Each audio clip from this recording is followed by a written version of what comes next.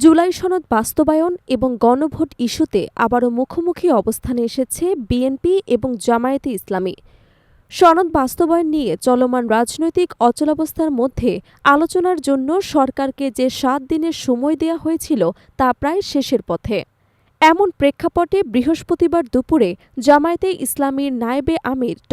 সৈয়দ আবদুল্লাহ মোহাম্মদ তাহের বিএনপির মহাসচিব মির্জা ফখরুল ইসলাম আলমগীরকে ফোন করে আনুষ্ঠানিকভাবে আলোচনার আহ্বান জানান।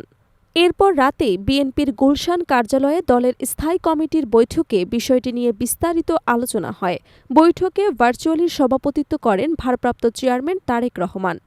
সভা শেষে এক সংবাদ বিজ্ঞপ্তিতে জানানো হয়, জুলাই জাতীয় সনদের যেসব বিষয়ে জাতীয় ঐকমত্য প্রতিষ্ঠিত হয়েছে, বিএনপির সংবিধান এবং প্রচলিত আইন অনুযায়ী তা বাস্তবায়নে অঙ্গীকারবদ্ধ।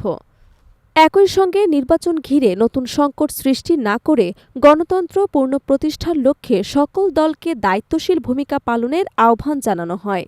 স্থায়ী কমিটির বৈঠকে আরও বলা হয়, অন্তর্বর্তীকালীন সরকার যেন যথাসময়ে অবাধ, নিরপেক্ষ এবং অংশগ্রহণমূলক জাতীয় নির্বাচন আয়োজনের জন্য কার্যকর ব্যবস্থা গ্রহণ করে। বৈঠকের আলোচনাক্রমে কয়েকটি লিখিত প্রস্তাবও গৃহীত হয়। এদিকে ড. তাহের এক গণমাধ্যমে বলেন, উপদেষ্টা পরিষদের আহ্বান অনুসারে রাজনৈতিক সংলাপ জরুরি। আমরা চাই দ্রুত আলোচনা শুরু হোক, কারণ নির্বাচন ঘনিয়ে আসার আগে জটিলতা আরও বাড়তে পারে। জুলাই সনদ বাস্তবায়ন এবং গণভোট ইস্যু ঘিরে এই রাজনৈতিক টানাপোড়েন নতুন এক অনিশ্চয়তার ইঙ্গিত দিচ্ছে বলে মনে করছেন রাজনৈতিক বিশ্লেষকরা।